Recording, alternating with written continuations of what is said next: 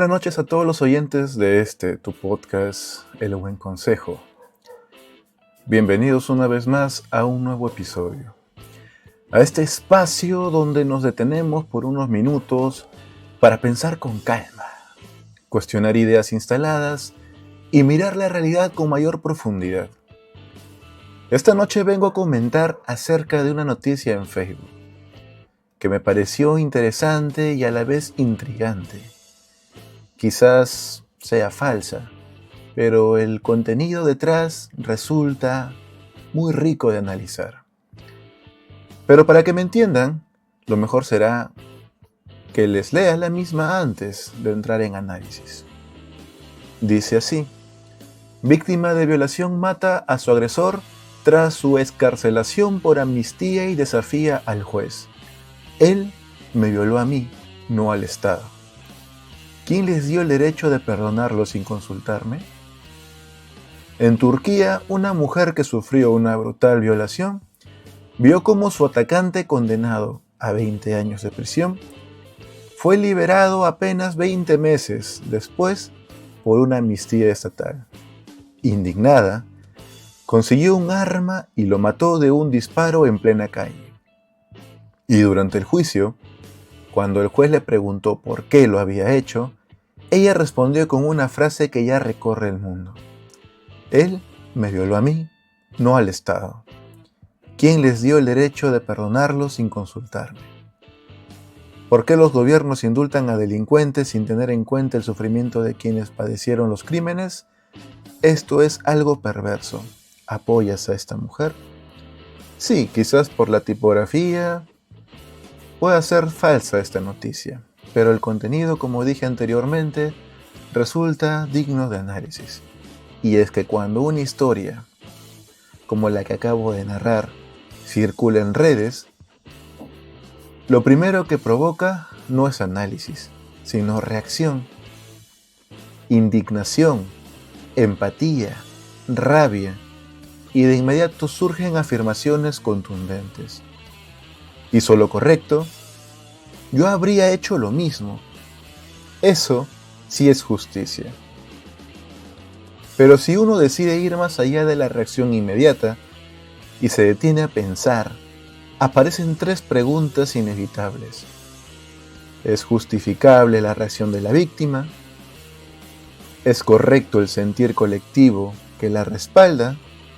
Y finalmente, ¿la devolución de violencia resuelve algo o simplemente alimenta el mismo ciclo que dice combatir? Responder la primera pregunta exige una precisión que muchas veces se pierde en el debate público. Comprender no es lo mismo que justificar. Desde la psicología, especialmente desde la psicología del trauma, una víctima de violación no solo enfrenta un daño físico, sino una ruptura profunda de su integridad psíquica. El evento no termina cuando el acto cesa. Continúa en forma de recuerdos intrusivos, hipervigilancia, ansiedad, ira persistente y una sensación constante de vulnerabilidad. Este cuadro es compatible con lo que clínicamente se conoce como trastorno de estrés postraumático. En ese estado, la percepción del mundo cambia. El entorno deja de ser seguro y el otro deja de ser confiable. Si a esto se le suma la percepción de que el sistema de justicia ha fallado por lentitud, impunidad o decisiones consideradas injustas, la víctima no solo carga con el trauma, sino con una experiencia de abandono institucional. Es en ese contexto que la idea de recuperar control mediante la violencia puede adquirir sentido subjetivo. Puede sentirse como cierre, como restitución simbólica, como una forma de equilibrio. Sin embargo, que algo tenga sentido psicológico no lo convierte en jurídicamente válido.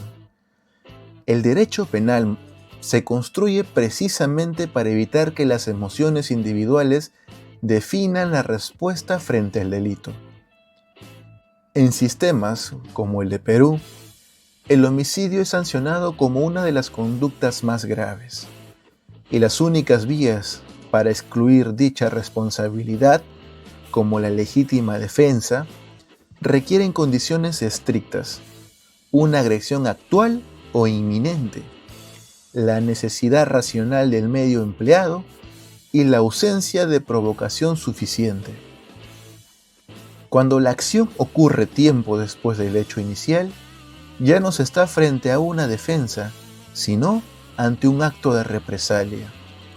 Y el derecho, justamente para evitar la escalada de violencia, no puede validar la venganza como mecanismo legítimo de resolución. Aquí aparece uno de los principales peros del debate. ¿Qué ocurre cuando el sistema falla? ¿No pierde entonces legitimidad el Estado para exigir que el ciudadano no actúe por su cuenta? La objeción es válida, pero la respuesta no es tan simple como parece. Un sistema de justicia puede ser deficiente, lento o incluso injusto en casos concretos, pero permitir que cada individuo determine cuándo y cómo ejercer violencia en nombre de su propia justicia no corrige ese problema, al contrario, lo multiplica. El derecho penal existe, entre otras razones, para concentrar en el Estado el monopolio del uso legítimo de la fuerza. Sin ese principio, la justicia deja de ser un sistema y se convierte en una suma de reacciones individuales. Y en ese escenario, no necesariamente gana la víctima, gana quien tiene más capacidad de ejercer violencia. La segunda pregunta, entonces, se vuelve igual de importante. ¿Es correcto el sentir colectivo que respalda este tipo de actos?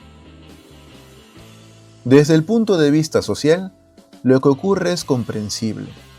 Las personas no reaccionan únicamente desde la razón, sino desde la identificación emocional. La víctima se convierte en un símbolo y el agresor en la representación del mal. En ese esquema, cualquier acción contra el agresor parece no solo válida, sino necesaria. Pero esa reacción emocional, aunque comprensible, es peligrosa cuando se convierte en criterio de legitimidad. Por lo que está en juego, no es solo un caso porque lo que está en juego no es solo un caso particular, sino la forma en que la sociedad entiende la justicia. Cuando se normalizan expresiones como "se lo merecía" o "eso sí es justicia", lo que se está haciendo de manera implícita es trasladar la facultad de sancionar desde el Estado hacia el individuo. Y ese desplazamiento no es menor.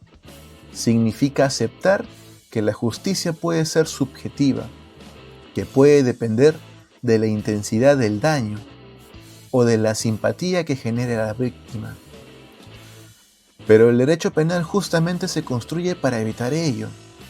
No porque ignore el dolor, sino porque intenta responder a él sin destruir el orden social.